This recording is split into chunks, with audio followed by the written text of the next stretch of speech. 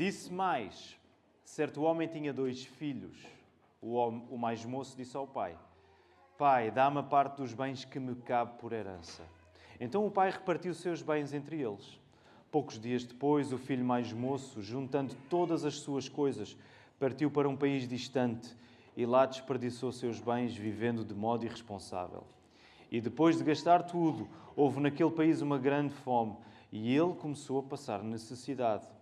Então se colocou a serviço de um dos cidadãos do país. E este o mandou para os seus campos para cuidar de porcos. Ele desejava encher o estômago com as alfarrobas que os porcos comiam, mas ninguém lhe dava nada. Ele, porém, caindo em si, disse: Quantos empregados de meu pai têm fartura de comida, e eu aqui passando fome? Vou-me levantar, irei até meu pai e lhe direi: Pai, pequei contra o céu e contra ti. Não sou mais digno de ser chamado teu filho. Trata-me como um dos teus empregados. E levantando-se, foi para seu pai. Estando ele ainda longe, seu pai o viu, encheu-se de compaixão e, correndo, lançou-se ao seu pescoço e o beijou. E o filho lhe disse: Pai, pequei contra o céu e contra ti. Não sou mais digno de ser chamado teu filho. Mas o pai disse aos servos: Trazei depressa a melhor roupa e vestiu, pondo-lhe um anel no dedo e sandálias nos pés. Trazei também o melhor bezerro e matai-o. Comamos e alegremo-nos, porque este meu filho estava morto e reviveu. Havia-se perdido e foi achado. E começaram a se alegrar. O filho mais velho estava no campo. E quando voltava, ao aproximar-se de casa, ouviu a música e as danças. E chamando um dos servos, perguntou-lhe que era aquilo. Este lhe respondeu: Teu irmão voltou, e teu pai matou o melhor bezerro, pois o recebeu são e salvo. Mas ele se indignou e não quis entrar. Então o pai saiu e insistiu com ele. Ele, porém, respondeu ao pai: Há tantos anos te sirvo, e nunca desobedeci a uma ordem tua. Mesmo assim, nunca me deste um cabrito para eu me alegrar com meus amigos. Chegando, porém, este teu filho, que desperdiçou os teus bens com prostitutas, mataste para ele o melhor bezerro. Mas o pai lhe disse: Filho, tu sempre estás comigo, e tudo o que é meu é teu. Mas era justo festejarmos e nos alegrarmos, pois este teu irmão estava morto e reviveu, havia-se perdido e foi achado. Quero pregar-vos uma mensagem que se chama Ficar longe de Deus no mundo e na igreja. A partir desta parábola famosíssima que o Senhor Jesus contou, nós queremos perceber que é possível vivermos afastados de Deus, fazendo as coisas erradas, mas também fazendo as coisas certas. Há uma maneira declarada de estarmos afastados de Deus que se representa através de tudo errado que fazemos com a nossa vida, mas há uma maneira não tão declarada assim, mais escondida, de estarmos afastados de Deus através das coisas certas e boas que nós fazemos. E em ambos os casos nós seremos pessoas perdidas até que a única coisa que de facto tem o poder de transformar quem nós somos nos atinja. Que coisa é essa? É o amor de Deus em Cristo Jesus. Vamos orar para pedir que o Senhor possa abrir os nossos ouvidos e que a palavra nos possa encontrar nesta manhã. Bom Deus e Pai, acabamos de cantar que Tu és um bom Pai, Senhor. É quem Tu és. E Tu nos amaste com um amor perfeito, Senhor. E por isso nós somos amados por Ti. É isso que nós somos agora, Senhor. Isso só é possível porque o Teu Filho Jesus se entregou em amor por pecadores como nós. E, Senhor, Tu nos tiraste das trevas do nosso pecado, da nossa escuridão, para a luz do reino de amor do Teu Filho Jesus, Senhor. É por isso que nós podemos cantar que Tu agora és o nosso Pai, porque nós estamos em Cristo pela fé, Senhor. Não fomos nós que conseguimos chegar lá, mas na Tua misericórdia Tu nos voltaste para Ti, Senhor. Ó Senhor, nós queremos responder, porque toda a nossa vida agora não é nada senão apenas uma resposta com tanto louvor e adoração a quem Tu és, Senhor. Ajuda-nos a fazer isso nesta hora, de um modo particular, em que a palavra está aberta, ela será pregada, Senhor, e nós sabemos que o Teu Filho Jesus se faz presente de um modo particular quando a Tua palavra é pregada, Senhor, porque a Tua palavra é o Evangelho que revela o Teu Filho Jesus, Senhor. Por isso ajuda-nos a ouvir com corações que possam entender, Senhor, corações que se entreguem de facto a Ti com fé. Ajuda-me a pregar, Senhor, dá-me força, dá-me a clareza, dá-me as palavras necessárias para que a Tua palavra, Senhor, a Tua salvação, nos encontre neste lugar, Senhor. É isto que nós queremos pedir e agradecer em nome de Jesus. Amém. Esta é uma parábola muito conhecida, não só para quem tem uma vida de igreja, mas para praticamente toda a gente. Não há hoje pessoa no nosso tempo que não conheça pelo menos a expressão filho pródigo. E todos nós sabemos de alguma maneira como é que isto se aplica. Ela é usada na nossa cultura. Mas antes de irmos à parábola e ver o que é que ela nos está a dizer, nós precisamos de compreender em que contexto é que Jesus está a contar esta história. Jesus está diante de um auditório dividido. De um lado, se vocês puderem recuar um pouco mais, no início do capítulo 15, esta é por esta razão também que dá jeito termos a nossa Bíblia em dispositivos móveis, online, é mais fácil, mas se não tens a tua Bíblia, não vais sentir o sabor, a tua Bíblia impressa, não vais sentir aquele som saboroso da folha a ir para trás e para a frente, que é o som que todo o pregador quer ouvir.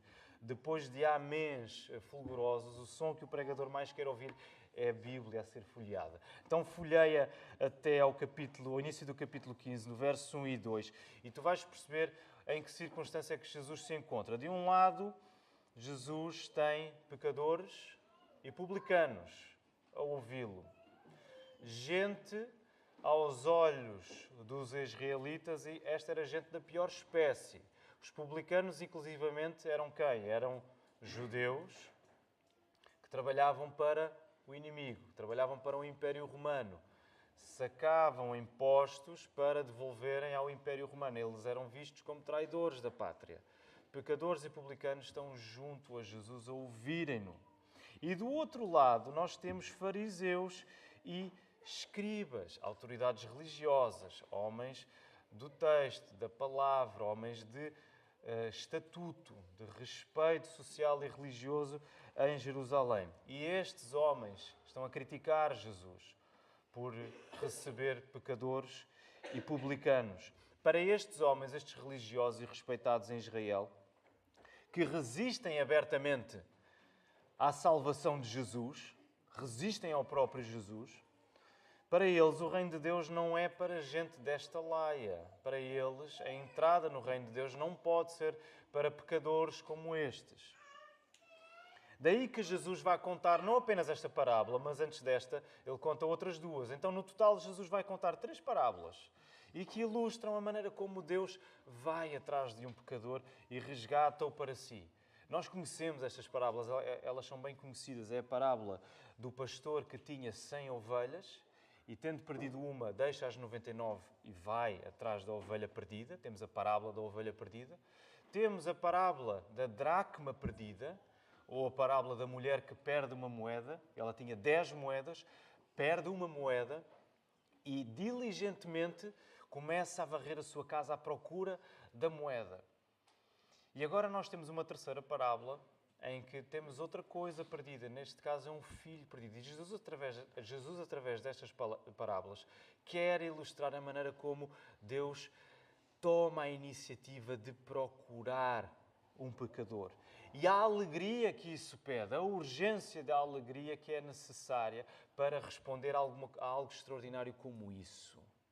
E nós vemos isso tanto na alegria que o pastor tem quando encontra a ovelha, da mulher quando encontra a dracma, e nós vemos isso também nesta parábola do filho pródigo. Por isso nós temos aqui um problema. Nestas parábolas há coisas que estão perdidas, há coisas que estão afastadas de onde elas deviam estar. O afastamento de Deus é mais evidente em quem está visivelmente longe. mas não é tão óbvio assim para quem julga estar perto. Esta é a primeira frase, ela vai ficar projetada aí. O afastamento de Deus é mais evidente, ele fica mais patente em quem está visivelmente longe, como era o caso daqueles publicanos e pecadores. Mas não é tão óbvio assim para quem julga estar perto de Deus, como era o caso dos fariseus, dos escribas, dos religiosos. No entanto, parece que os primeiros, aqueles que eram desprezados, os pecadores, os publicanos, levam vantagem. Porquê? Porque eles reconhecem que têm de ouvir o Mestre. Eles estão ali para ouvir Jesus. Afinal, como Lucas vai afirmar um pouco mais à frente, Jesus veio buscar e salvar o que se havia perdido. Esta é uma ênfase muito bonita ao longo de todo o Evangelho de Lucas. A maneira como Jesus se entrega para com os desvalidos, ao ponto de ser chamado amigo de pecadores. Nós acabamos de cantar isso hoje. Jesus é meu amigo. Não porque eu sou um grande amigo de Jesus, mas porque eu sou um pecador. E a especialidade da amizade de Jesus é ser amigo de pecadores. Amigo de pessoas que não têm qualquer importância aos olhos dos outros. Amigo de pessoas que não têm nada para apresentar em favor de si mesmo. E nós estamos agora diante desta parábola. Ela é uma parábola um pouco mais elaborada que as duas anteriores, porque ela tem uma segunda parte que as outras duas parábolas não tinham. E é por isso que ela é tão importante para nós nesta manhã. Esta parábola fala de um pai que tem 2 filhos. E logo aqui nós percebemos que a nossa atenção tem de seguir a partir desta primeira indicação que Jesus dá logo no verso 11. Certo homem tinha 2 filhos. O destaque está, desde já, a ser colocado não nos filhos, mas no homem que tinha 2 filhos, neste pai. Os filhos vão ser importantes para a história e nós queremos compreender cada um deles, mas precisamos de ter os nossos olhos neste pai para compreendermos o que é que está aqui a acontecer. Vamos ao filho mais novo, provavelmente o mais conhecido nesta história.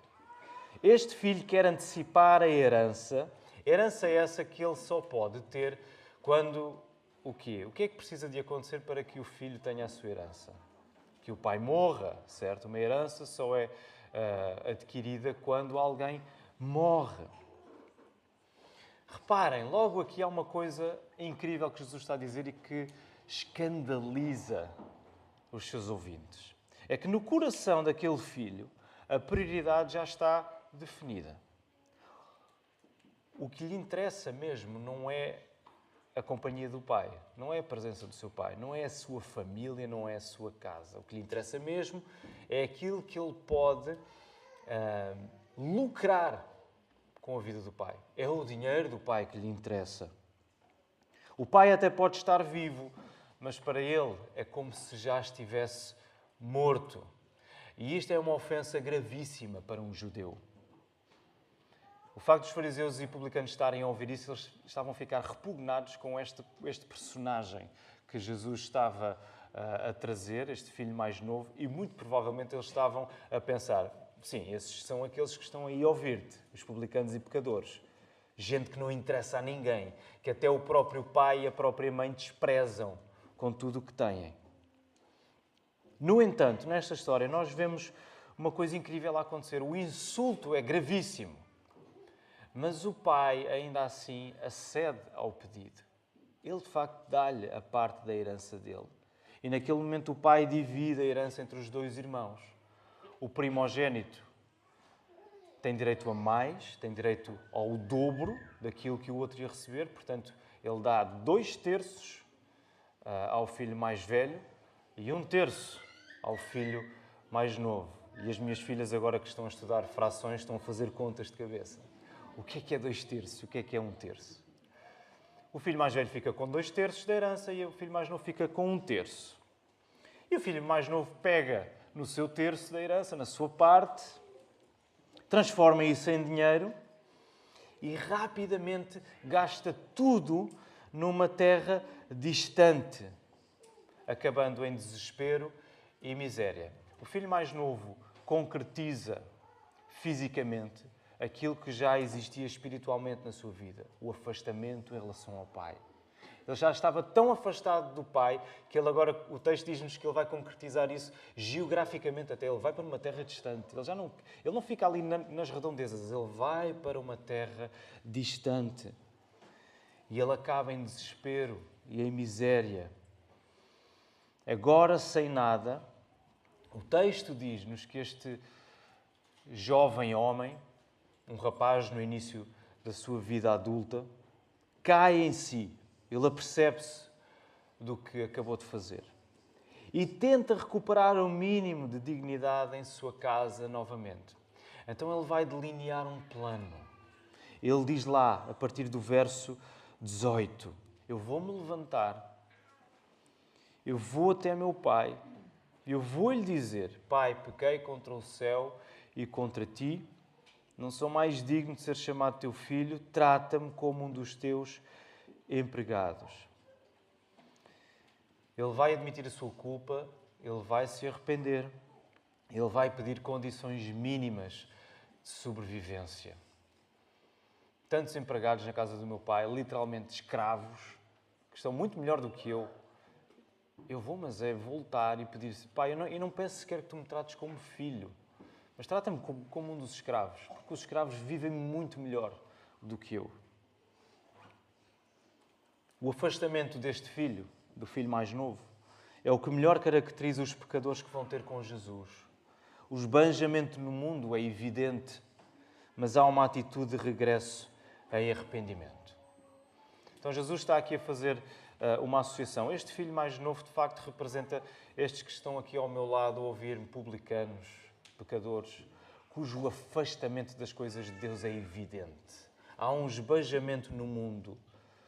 O seu fim é miséria, é desespero. Mas, ao mesmo tempo, há uma atitude de regresso em arrependimento. Eles estão ali a ouvir Jesus. Da mesma maneira como aquele filho mais novo volta para o pai. E como é que o pai reage depois deste filho ter feito o que fez? Voltar. O texto dá-nos indicação de que, aparentemente, este pai vigia. Porque ainda ele vinha lá longe e o pai tem a capacidade de o ver a regressar. Muito provavelmente este pai estava de vigia, à espera do filho. E assim que o vê, é tão bonita esta parte, faz lembrar também o reencontro de Jacó e Esaú. Quando, depois de Jacó ter enganado seu irmão, Esaú quer matar o seu irmão. E quando eles se encontram finalmente, não há um ajuste de contas, mas há uma reconciliação tão bonita. E aí está aqui a acontecer. O pai, quando o vê, não fica à espera que o filho chegue até casa de braços cruzados. Ele não fica lá a bater o pé, à espera que ele se justifique, para lhe dizer depois, finalmente, eu avisei-te. Ele não faz isso. É o pai que toma a iniciativa. Ele vai a correr ao encontro do filho. Ele derrama-se sobre ele. Ele beija-o. O acolhimento do pai a este filho é total. Não poderia haver acolhimento maior. E então o filho, que tem um plano, ele tem coisas para dizer, ele tinha um guião escrito com tudo o que ia dizer ao pai, ele começa a dizer isso. Pai, pequei contra o céu e contra ti, não sou mais digno de ser chamado teu filho. Mas falta uma coisa, falta dizer uma coisa. Ele tinha ainda uma última frase que queria dizer ao pai, certo? Ele tinha um plano para aquilo que ele achava que o pai poderia fazer por ele em casa. Trata-me como um dos teus empregados. Mas antes que ele pudesse terminar e dizer isso, o pai antecipa-se com o melhor tratamento possível. Este filho retornado não será recebido como um empregado, como um servo, como um escravo, mas ele será recebido com o valor que o pai lhe atribui. Nós vemos isso lá no verso 22 e 23. O pai diz para trazerem a melhor roupa, para que ele possa ser coberto com a melhor roupa. É-lhe colocado um anel. Isto eram símbolos de estatuto, de importância, de dignidade que estavam a ser concedidas àquela pessoa. São-lhe colocadas sandálias nos pés. Só os filhos tinham o direito de andar de sandálias. Os escravos andavam descalços. Este pai está a recuperar o filho que quis deixar de ser filho e ele recupera-o agora como um verdadeiro filho. A única coisa, reparem, o que é que o plano do filho mais novo era bem intencionado. Mas vejam o que é que acontece, o que é que, de facto, a única coisa que o filho tem para mostrar. A única coisa que este filho dissoluto tem para apresentar é culpa e miséria. Vai ficar projetado. Culpa e miséria. Ele não tem mais nada para apresentar. Ele tinha uma boa intenção de sugerir ao pai que o tratasse como um empregado. Mas o facto de o pai o interromper e começar a falar, dizer o que vai fazer por ele, é uma indicação tão clara daquilo que Jesus nos está a dizer, do que é que nós temos para apresentar. Nós não temos para apresentar outra coisa senão culpa e miséria. Nem o nosso melhor plano cabe na equação de nós nos rendermos a Deus. Este filho só tem culpa e miséria para apresentar. Já a solução, que não depende da sugestão que ele trazia consigo, que ele tinha preparado, é completamente assegurada pelo Pai. Percebem a maneira como a ênfase da história está a ser colocada no Pai? Jesus está a dizer, este filho mais novo trazia um plano para ser recuperado, mas quem vai tratar disso não é ele, é o seu Pai. E por isso há uma vida nova para ser celebrada. Não só ele é revestido com aqueles símbolos que lhe conferem dignidade, como haverá uma grande festa em sua honra. O pai vai matar o bezerro cevado, que é como quem diz o bezerro mais gordo. E provavelmente não era só a família que estava a comer, era toda a aldeia, toda a comunidade foi convidada para se alegrar e festejar. E isto era uma coisa muito importante naquela altura, porque comer carne era uma raridade, era uma iguaria. Não havia dinheiro, não havia recursos para se comer carne regularmente, como hoje, por exemplo, nós temos a possibilidade de fazer. Então o facto do pai ir buscar o bezerro cevado, o bezerro mais bem nutrido e alimentado, era um sinal de que alguma coisa verdadeiramente especial estava a acontecer. E provavelmente nós lembramos da história até aqui e pensamos, a história acabou bem. O filho foi recebido, houve reconciliação e a família ficou reunida outra vez. Mas a história não termina, porque há um problema. Há um segundo filho. E o segundo filho entra em cena. Ele está no campo e ele ouve um alarido, os sons, as músicas, as danças. Tudo aquilo é estranho para ele. Que barulho é este? O que é que está a acontecer? Isto não é normal. E ele pergunta a um dos servos o que é que se está a passar. E ele conta-lhe que o teu irmão... Imaginei a cara do irmão mais velho. O teu irmão voltou. E o teu pai recebeu e está a fazer esta festa para ele. E ele recusa-se a juntar-se à festa. Pensem neste irmão mais velho. Ele já viu o seu irmão mais novo a desprezar, a desonrar, a rejeitar a sua família de origem. Ele já viu o seu irmão mais novo a levar a sua parte da herança e a esbanjá-la. Ele já viu o seu irmão a trazer má fama, má reputação para a sua família. Agora ele vê este seu irmão a voltar, deixa-me usar esta expressão com reverência, com a cara de pau de voltar. E o pai, pior, ele vê o pai com a cara de pau de receber este filho. Pior, tudo aquilo que agora existe naquela propriedade, aquele bezerro cevadinho, tão docinho, tão saboroso, pertence ao filho mais velho. Porquê? Porque tudo o que é do pai é dele. A herança que ele vai receber, que ainda está na posse do pai, é tudo aquilo que ele está a ver a sua herança a diminuir para este filho mais novo que agora voltou. Como é que ele se vai juntar à festa? Tu juntavas-te à festa? Eu não me juntava. Ele está fora de si, ele não tem como ir para aquela festa. Mas, da mesma maneira, e este é um movimento fundamental que nós temos de perceber. Lá no verso 28, então o pai saiu e insistiu com ele. Da mesma maneira como o pai foi a correr receber o filho mais novo, este pai volta a sair para ir insistir com o outro filho, com o filho mais velho. E mais uma vez, há o destaque colocado na figura do pai em como tudo se resolve nele. Mas se no caso do filho mais novo correu bem, houve reconciliação, parecia que a família ia estar reunida mais uma vez, agora não é assim tão simples. O primogênito vai argumentar com o pai e vai dizer o seguinte, lá no verso 29. Há tantos anos te sirvo e nunca desobedeci a uma ordem tua, mesmo assim nunca me deste um cabrito para eu me alegrar com meus filhos, com meus amigos. Chegando, porém, verso 30, este teu filho, reparem, ele nem sequer considera o seu irmão como seu irmão. Ele refere-se a ele como esse teu filho. Esse que trouxe desonra e que tu patrocinaste a desonra que ele trouxe para a nossa família, não tem nada a ver com ele.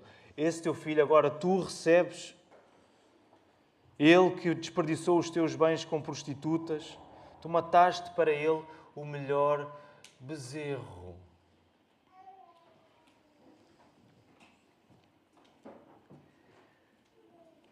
O primogênito argumenta que ele é muito mais merecedor de celebração do que o seu irmão que desonrou a família ao esbanjar tudo como quis, não o considerando como irmão, mas apenas como este teu filho. E este coração do filho mais velho é aquele que melhor representa, é o espelho do coração dos escribas e fariseus. Na aparência de estarem perto de Deus, eles nunca se encontraram tão longe. É isto que está a acontecer com aqueles religiosos que estão a criticar Jesus por receber publicanos e pecadores para o ouvirem e ele a dar-se a eles.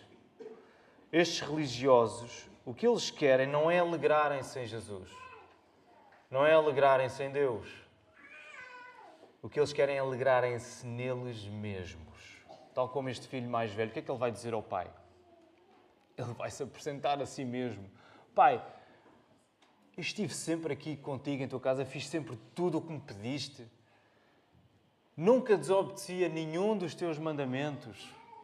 E tu nunca fizeste uma festa em meu nome. Nem um cabrito. Nem uma picanhazinha. Para os irmãos do Brasil, eu comi uma picanha extraordinária no Brasil. Nem uma picanha daquelas assim grossinhas. Tu cortaste para mim, para eu me alegrar com quem? Contigo? Não, com os meus amigos. Nem no plano que ele tem de uma possível celebração que ele mereça, ele inclui o pai.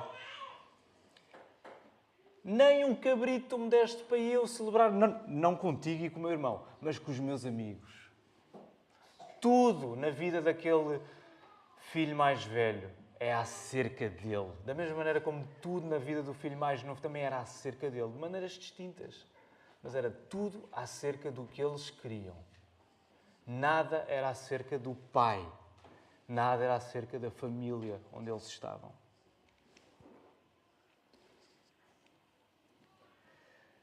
O pai esteve sempre vivo ao lado daquele filho. Filho, tu sempre estás comigo, é o que o pai vai insistir com ele. Tu sempre estás comigo. E tudo o que é meu é teu.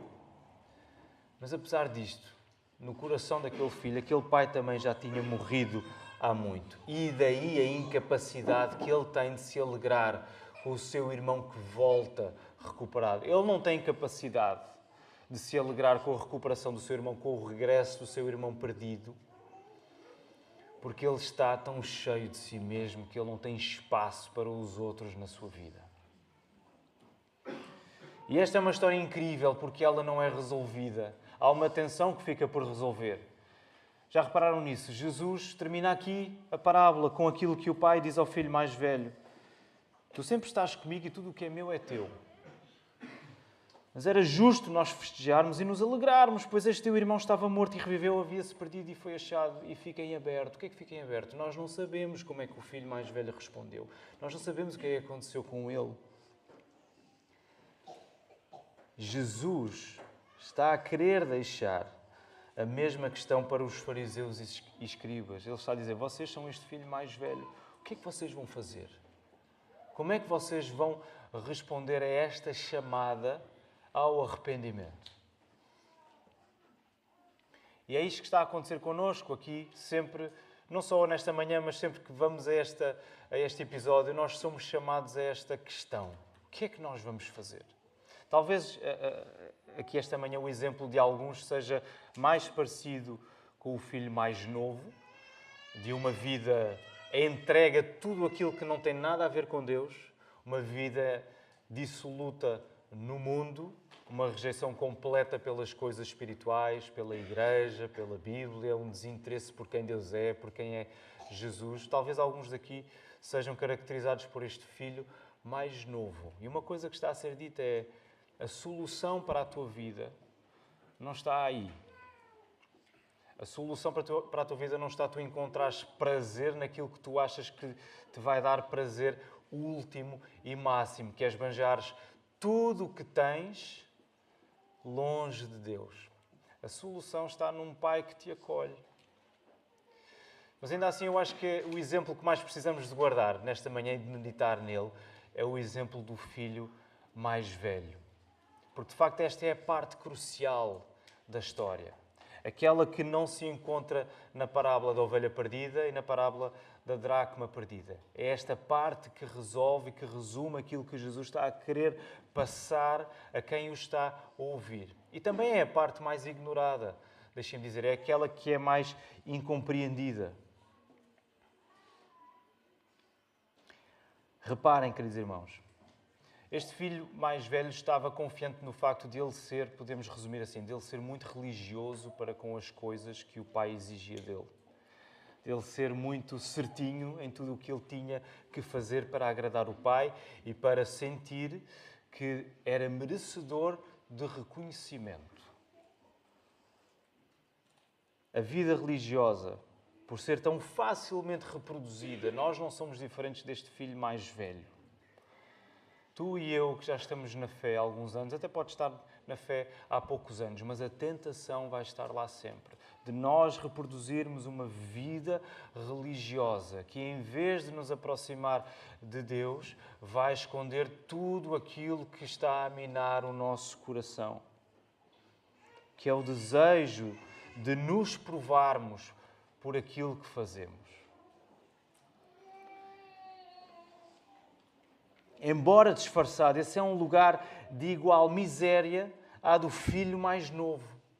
Quando Jesus está a apresentar o filho mais velho desta maneira, ao contrapor com o filho mais novo que tinha acabado em miséria, ao ponto de cuidar de porcos e querer comer a comida dos porcos, ele está a dizer que a miséria dos dois é igual, porque os dois estão afastados de Deus. Os dois estão afastados do Pai. Por isso, lá no fundo, a vida religiosa pode ser uma maneira de não termos Deus na nossa vida, vivendo como se Ele estivesse morto para nós. A frase vai ficar aí projetada. A vida religiosa pode ser uma maneira de não termos Deus na nossa vida, vivendo como se Ele estivesse morto para nós. E reparem, eu não estou a condenar os aspectos das nossas vidas religiosas, da nossa devoção, tudo isso é extraordinário. Mas o que está em causa é o coração com que nós nos entregamos a isso. Para aqueles mais novos, eu espero que vocês compreendam isso, vocês que estão aí a escrever muito concentrados. E todos olharam para mim agora. Meus queridos, ninguém se salva por ir à igreja. Vocês acreditam nisso? Ou mais ou menos? Vocês acreditam que vão ser salvos por estarem aqui sentados nesses bancos? Não acreditam. Como é que vocês podem ser salvos? Quem é que vos pode salvar? Só Jesus. Não é o facto de vocês virem todos os dias. Isto é válido para todos, atenção. Para as outras crianças. Não é o facto de nós estarmos aqui todos os dias sentados no mesmo banco ou até no mesmo lugar que faz de nós cristãos. O que faz de nós cristãos é o que Jesus fez por nós. A nossa vida religiosa é uma consequência disso, não é a causa disso. Por isso é que é uma tentação tão grande fazer dos nossos deveres religiosos uma maneira de mantermos Deus à distância. De mantermos Deus afastado de nós, porque lá no fundo não queremos ter de lidar com as coisas que Deus quer pedir de nós. O difícil que é viver uma vida em obediência, mas uma obediência que se rende em fé, confiando que até no pior Deus está a cuidar de nós. E nós queremos manter isso bem longe, porque não queremos ter de lidar com aquilo que é mais complicado nas nossas vidas. E por causa disso, tal como o filho mais velho, nós não temos a capacidade de nos alegrar com um pecador que se arrepende e é recebido de volta. É por isso que tantas vezes a nossa alegria, quando vemos alguém a vir à fé, não é a alegria que nós queríamos ter, mas é uma alegria ainda muito aquém, porque nós estamos tão centrados na maneira como vivemos para nos mostrar. Nós estamos centrados em nós e nós podemos chegar ao ponto: então, mas vocês estão a receber esta pessoa que fez isto e mais aquilo, e eu que estou aqui há anos, que, sei lá, sirvo na EBD há tantos anos, sirvo na portaria, faço 30 por uma linha e nunca houve uma celebração para mim, nem os parabéns me cantaram ali à quinta-feira no hall de entrada. Onde é que está a justiça? Meu querido, isto não tem a ver com justiça. Porque se fosse justiça que nós recebêssemos, ninguém estaria aqui. Aquele irmão queria se relacionar com aquele pai baseado na justiça que ele achava que tinha para mostrar ao pai. E por isso ele não tinha qualquer alegria de sobra para o seu irmão que estava a chegar. É uma coisa difícil que esta parábola nos está a dizer e que Jesus está a dizer aos fariseus e aos escribas. O verdadeiro arrependimento aponta para as coisas más e com isto nós concordamos logo, claro que sim. Até uma pessoa que não tem fé, que não acredita em Deus, vai dizer isso: sim, eu preciso de, se não usar a palavra arrependimento, vai pelo menos usar a expressão: eu preciso de pelo menos corrigir as coisas erradas, as coisas menos boas da minha vida. Todos vão reconhecer isso de alguma maneira. Mas o verdadeiro arrependimento não aponta só para as coisas erradas que fazemos, para as coisas más. O verdadeiro arrependimento aponta também para as coisas boas que nós fazemos. E pode parecer muito estranho eu estar a dizer isso. Porquê? Porque em ambas, tanto nas coisas más que tu fazes, como nas coisas boas e certas que tu fazes, em ambas está a raiz do teu afastamento de Deus. Porque de um lado pode ser declarado, ok, tu estás afastado, estás a fazer as coisas erradas. No outro está encoberto, está mascarado com tudo o que de bom tu fazes. Porque se isso não for feito com fé, confiando apenas no que Jesus fez por ti, tu já estás a entrar numa lógica de te provares diante de Deus. E tu estás a colocar Deus à distância. Porquê? Porque a palavra diz que Deus resiste aos soberbos. Mas Ele olha para o humilde, Ele olha para aquilo que reconhece. Portanto, qualquer coisa que nós façamos, mesmo as coisas extraordinárias, tu podes fazer uma coisa extraordinária pelos outros. Se isso não for feito com fé, vale tanto como aquele filho mais novo que desperdiçou tudo e acabou a tomar conta de porcos. As coisas boas que tu fazes sem fé, sem reconhecer quem Deus é, sem reconhecer aquilo que Jesus fez na tua vida, vale tanto como tomar conta de porcos. E nada contra aqueles cuja profissão é tomar conta de porcos, não é isso que está em causa. Mas é a impureza que é nós queremos relacionar-nos com Deus com base nos nossos méritos, com base na nossa própria capacidade. Por isso, reparem, Qual foi a única coisa que salvou o filho mais novo? A única coisa que salvou o filho mais novo não foi a sugestão de poder, de alguma maneira, compensar o mal que ele tinha feito ao sugerir: pai, agora trata-me como um dos teus empregados, para compensar tudo aquilo que eu esbanjei indevidamente. Não. O que salvou o filho mais novo foi somente o amor daquele pai, que o foi buscar, que o agarrou, que o revestiu de honra e dignidade como um filho amado. E da mesma maneira, a única coisa que pode salvar o filho mais velho é o mesmo amor do pai. O filho mais velho não tem como ser mais filho ao apresentar a sua própria justiça, aquilo que de bom ele ter feito, todos os seus mandamentos obedecidos. A única coisa que pode salvar aquele coração rancoroso e duro do filho mais velho é o amor do pai que sempre esteve ali ao lado dele. Última frase para terminarmos este sermão. O que nos salva não é compensarmos o mal nem exibirmos o bem,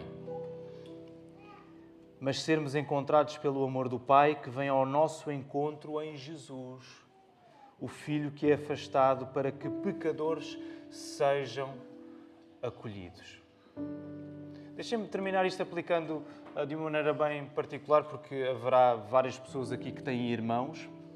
Podem não ser necessariamente vocês o irmão ou a irmã mais velha, mas eu acredito que no relacionamento que vocês têm com os vossos irmãos de sangue, esta tentação acontece.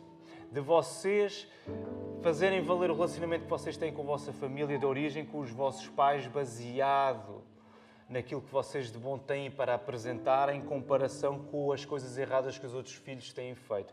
E vocês até podem ter razão. Até podem ter toda a razão do mundo, mas não é isso que vai resolver a possibilidade do vosso coração estar magoado e estar injuriado, duro, com o facto de vocês hoje reconhecerem que o relacionamento entre irmãos está quebrado, o relacionamento com os pais não ser o mesmo. A única coisa que tem a capacidade de resolver esse coração é o amor de Deus por ti. É tu descansares num amor que não falha. Porque repara, Jesus Cristo é o verdadeiro Filho, o Filho perfeito, que fez tudo aquilo que o Pai quis que Ele fizesse. Aquilo que era do Pai, era do Filho. Muito mais do que o filho mais velho na história. Jesus fez tudo sem falhar e ainda assim Ele foi lançado fora. Ele foi abandonado para regressar vitorioso. Não regressar cabisbaixo como o filho mais novo a pedir misericórdia, mas Jesus, Ele é a própria misericórdia. Ele volta vitorioso, glorioso, em nova vida, ressurreto dos mortos, para que nele nós nos saibamos amados de uma maneira em que os conflitos que temos nesta vida não seja isso a definir o nosso coração, não seja isso a definir a nossa atitude, para que até conflitos que nós tenhamos entre irmãos na fé, não apenas entre irmãos de sangue, mas irmãos na fé, seja sanado. Todos nós, mesmo não tendo irmãos mais velhos de sangue, eu não tenho, mas ou irmãos mais novos de sangue, eu não tenho, todos nós temos irmãos na fé. E muitos de nós aqui são irmãos mais velhos de outros irmãos na fé, porque outros chegaram à fé depois de vocês. E vocês são chamados a alegrarem-se com a chamada de qualquer pecador que é trazido para ser nosso irmão na fé por causa de Jesus.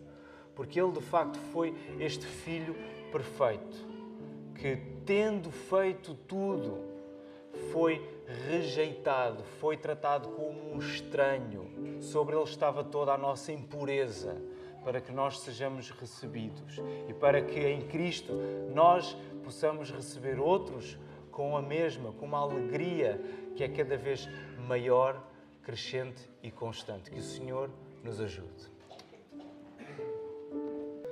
Obrigado, Senhor, pelo Teu amor que resolve a nossa vida, Senhor. Quer estejamos a esbanjar tudo longe de Ti, quer estejamos a aparentar uma proximidade que se faz de uma obediência vazia, Senhor. perdoa-nos. Traz-nos de volta para o teu amor em Cristo Jesus. Como o teu servo David orou, Senhor, torna a dar-nos o sabor, a alegria da tua salvação, Senhor. E por isso nós pedimos a tua bênção nesta hora. Que a graça do Senhor Jesus, o amor de Deus Pai e a comunhão do Espírito Santo sejam com todos, agora e para sempre. Amém.